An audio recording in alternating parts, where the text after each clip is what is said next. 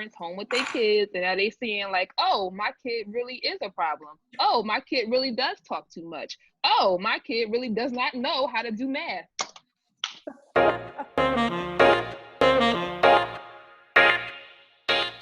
Hey guys, welcome back to another episode of Conversations with Jules, where I have real conversations with real people in real life. And before we do anything, I need you to go ahead and click that subscribe button. It is right below. Make sure you comment, like, and more importantly, share, because sharing is caring. Today, I'm going to be sitting down with two of my friends. They are teachers. One is all the way in New York. Another one is in Philly. I'm in a county out in Philly. I don't want to tell you where I am because I'm grown. I am brand new in this whole teaching thing, but my colleagues have been teaching for a few years now, and I'll introduce you to them. I have Miss Diamond over here. Miss Diamond is all the way in New York. She was former Miss Philadelphia. We've been friends since she was about 14 years old. I met her at church, and we've never lost our connection. And then we have Miss Tiffany down below. And I have known Tiffany. She told me not to say this, I'm gonna say it anyway. I have known Tiffany since I was 14. She was my big sister in high school. We are Girls High grads, and she also teaches. She's also a Spelman grad, so yeah. Hey, you out here because Black Lives Will Always Matter. About 4 years. Period. So we are here, and we're just going to share our thoughts and concerns with the schools opening back up here in Philadelphia. We've already gotten the green light, unfortunately, for schools to open. In New York, has New York gotten their green light yet, Diamond?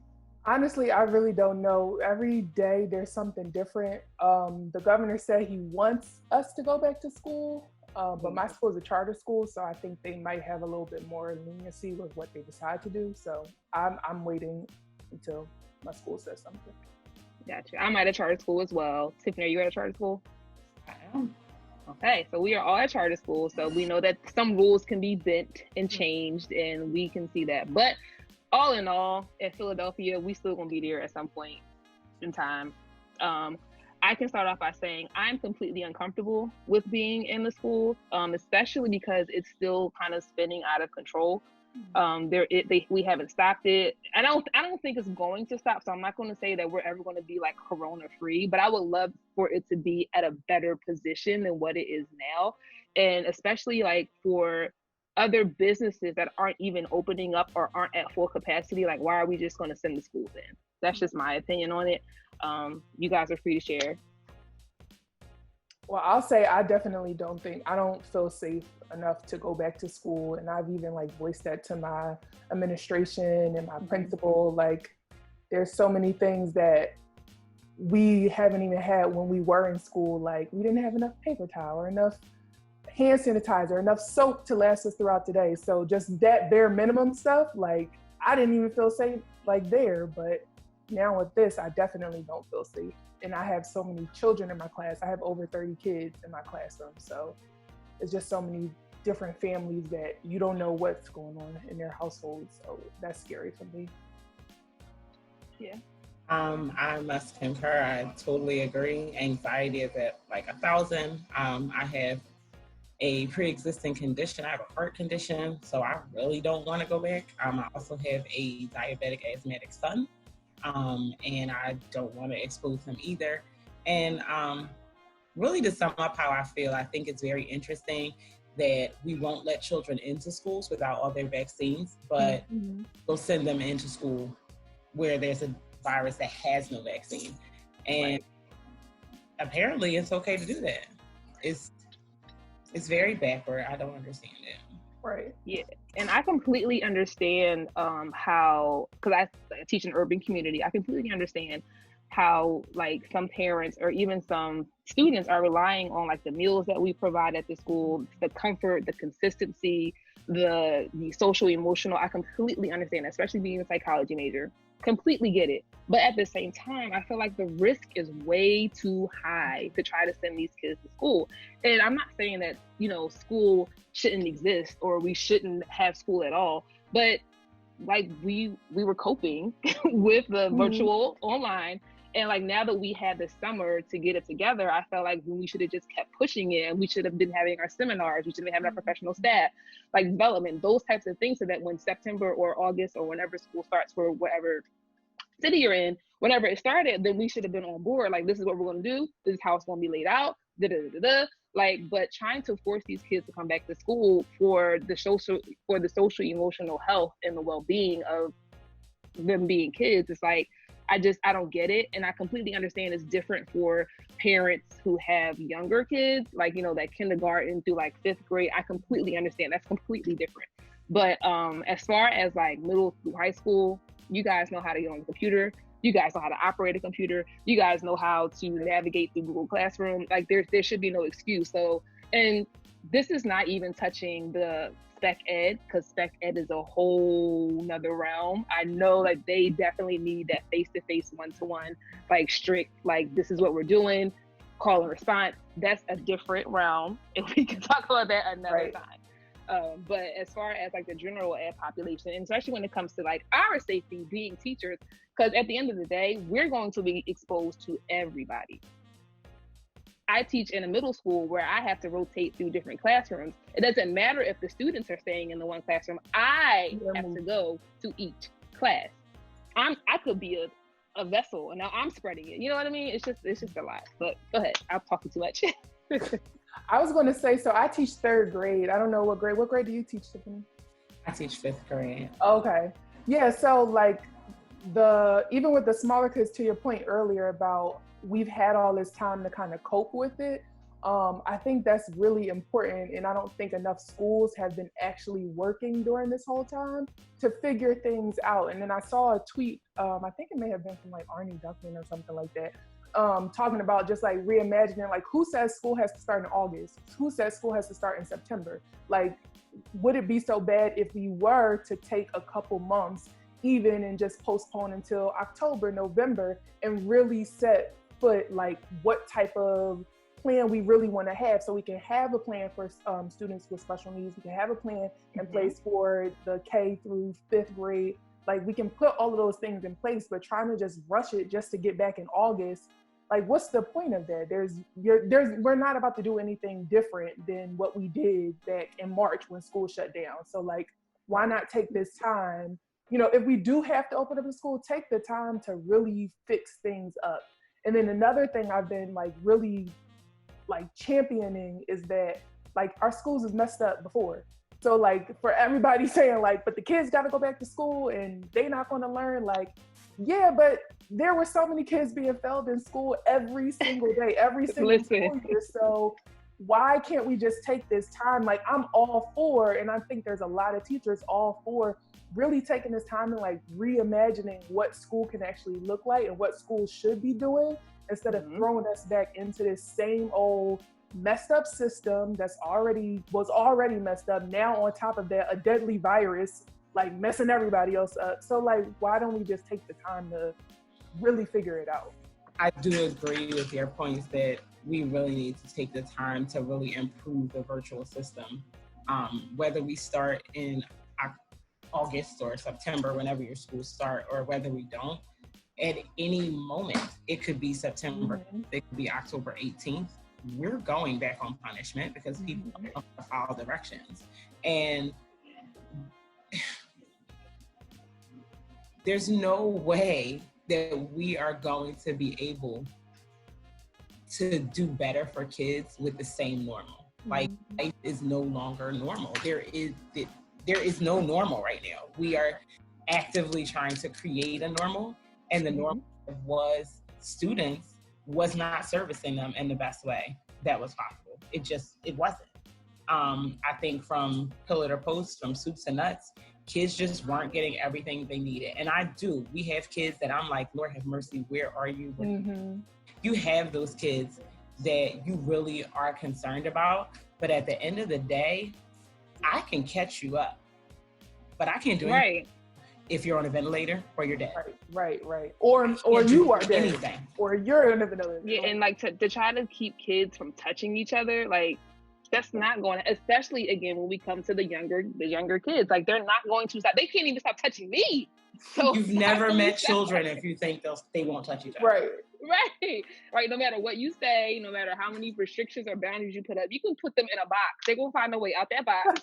Right. I literally saw a picture of a little girl in a box outside on the playground, and she was darting out of the box because they need to be with others. Like, think about our special needs kids. Like, students, I know, Julie, you can speak to this, like, who are autistic, and touching is the way that they process the world. Right. So, if I'm bringing you in, it doesn't matter how much Lysol, how much it doesn't. Like, think about this. If we're running on ulterior schedules, we have, a family, first grader, third grader, fifth grader. They all come in and they've been exposed. They don't know they've been exposed. And they have a kid on the second floor in the first grade, kid on the third floor in the third grade, kid on the fourth floor in the fifth grade. They have single-handedly by 9 a.m. exposed the entire building. Yeah. And then that speaks to the community, because if they don't know it and they go to the corner store and they've touched the Takis and the Tasty Cakes and the sodas and the waters, what? Right. We're going to go, well, why are the corona cases going up? Right. And not to mention the transportation. Like, we cannot control, especially the kids that are catching the bus, public transportation. We can't control what goes on in public transportation.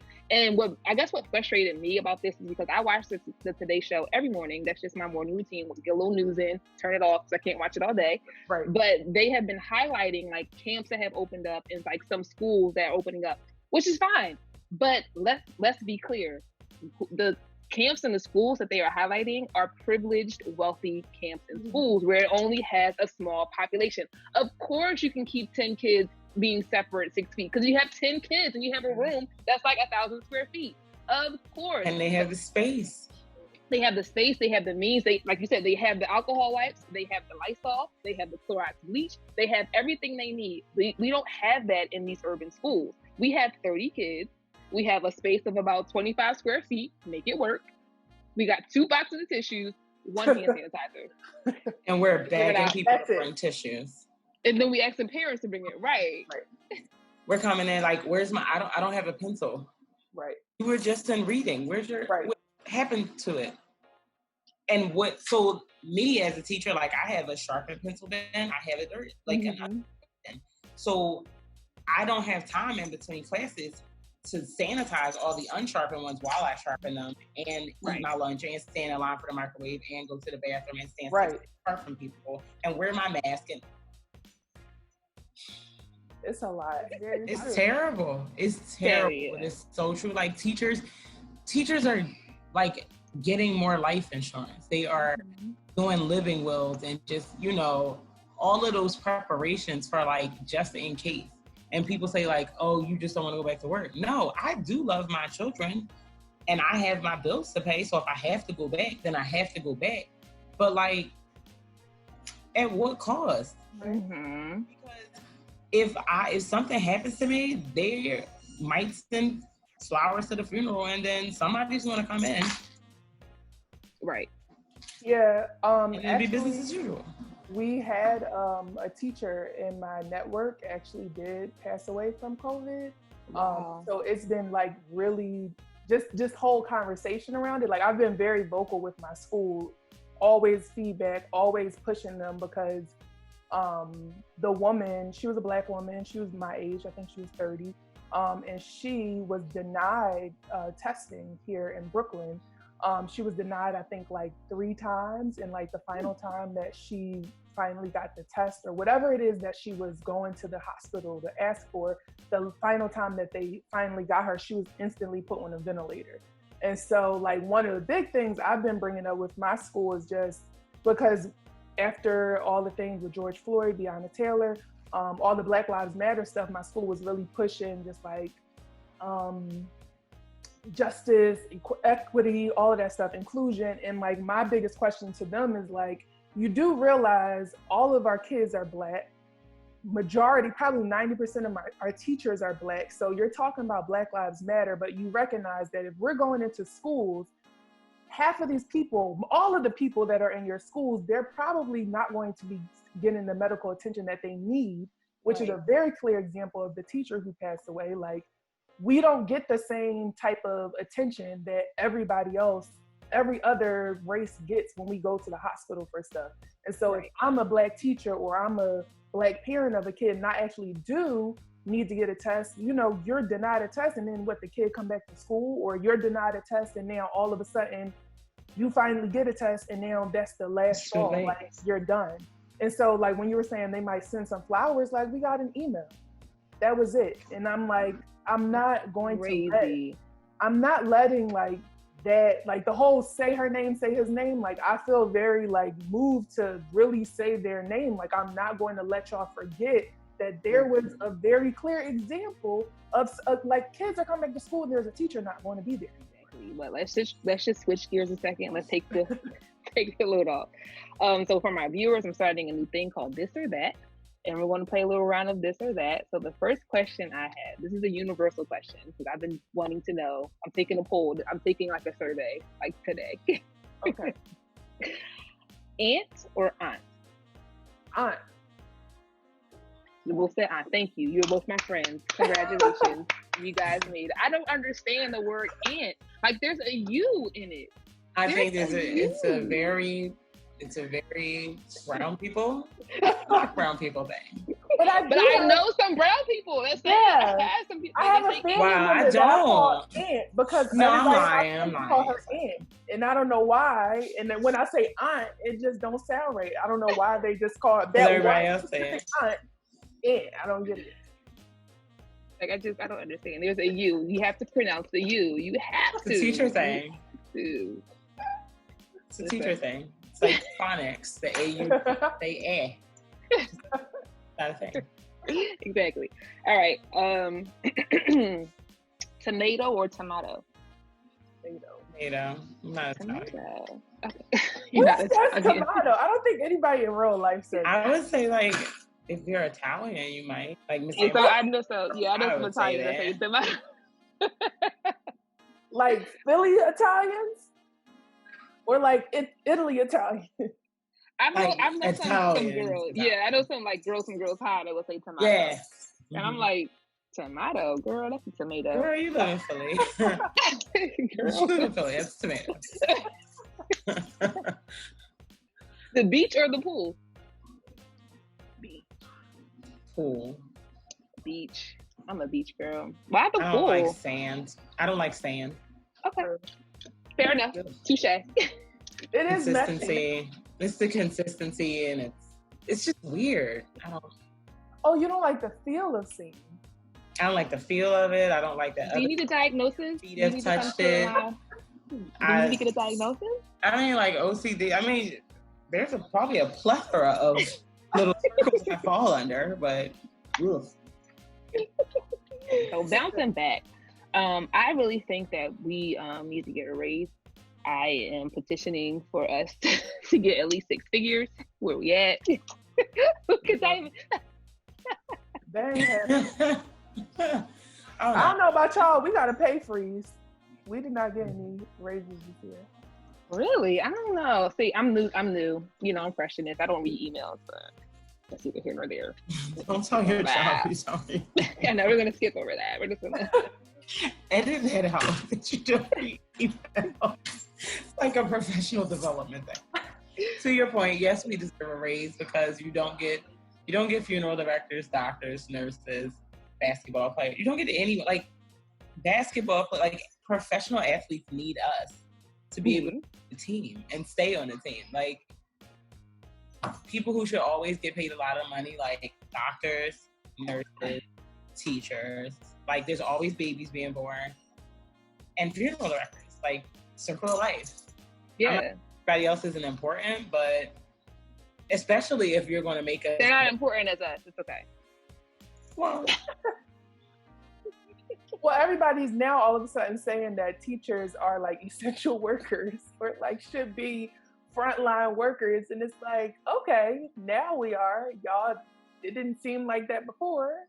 Y'all ain't giving us no money like we are. So right, and that's I don't because get time and a half. Right, and that's Right. because all of these parents home with their kids, and now they seeing like, oh, my kid really is a problem. Oh, my kid really does talk too much. Oh, my kid really does not know how to do math. When I asked you, you was like, she's good. Oh, okay. I don't understand because when she does this at home, she gets this. So I don't know why when the classroom. Told me with your hair on fire. Shay don't know, and you didn't. I told you in October Shay didn't know what was going on. I asked you if you wanted me to help her differently. You didn't want to do that. That's a part of like the reimagining of school that I wish that we would take the time to do, because I have been like doing a lot of like webinars, seminars, and there's one person I follow, Raising Readers, I think it is.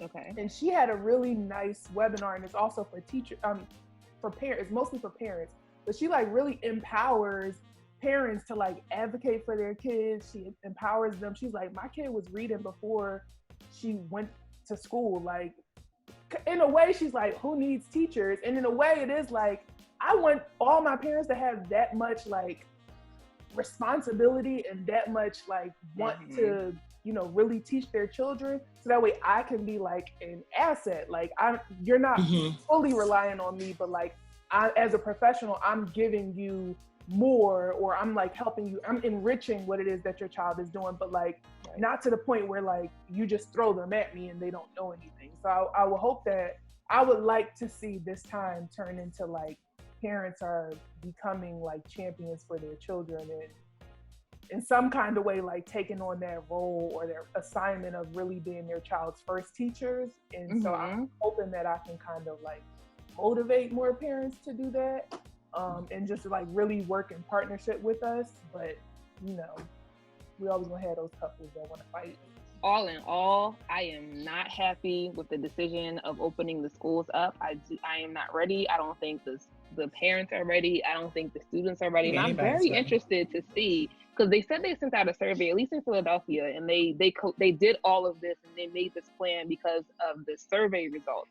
And I'm interested to see how many parents were like, yeah, let my kid go to school. I'm tired of my children.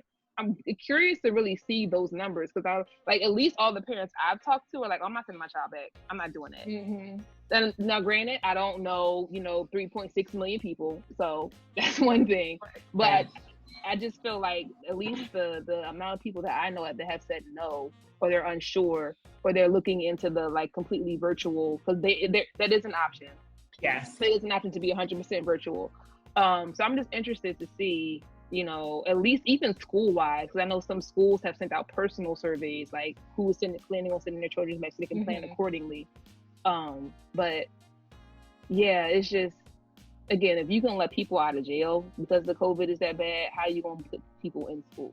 Right. So Hannibal can come home, but Bobby and Sue need to go back to school. Need to be back in school. I find it very interesting that, like, where were the teacher surveys? Like, because I didn't get one. Neither did I. You don't want to know whether I'm comfortable coming back? What about show up? You don't want to know, like, if the third day of school I'm going to be crouched in the corner rocking back and forth? Or I'm not going to show up. Or you could be like, hey, we were looking for you this morning. Oh, I'm home. I'm on my Zoom session. Did you want me to get in with the students or you? Because I can't do both. My question is, what happens if, like, the staff as a whole is just like, no, just make it virtual because we're not coming back? That's what I'm saying too. Like, I feel like the revolution will not be televised. Yes. Girl, I'm with it. Or be in your favor. Okay. May the odds be forever in your favor. That's how I feel. Tell you, that should be the new sign for education, Julie. Like, that should be it right here. We're done. I'm rude. All right, guys. Thank you for tuning in to another episode of Conversations with Jules. Again, if you have not subscribed, now is the time. Make sure you comment, like, and more importantly, share. And that subscribe button, it is right below. Make sure you click it. Today I sat with Tiffany and Diamond. We are educators. Any closing remarks from you guys? Stay home. Stay home. Amen. if you are home, I have an online program for kids. Yes. Follow us at Kids Connect Club on Instagram, or you can check out my website, www.kidsconnectclub.com, and I provide like a combining virtual and hands-on learning together. So if nice. All right, guys, thanks. You're welcome. Stay You're safe. so welcome. Have a good rest of your day. It was so nice to meet you. Nice to meet you too. Ladies. All right, y'all.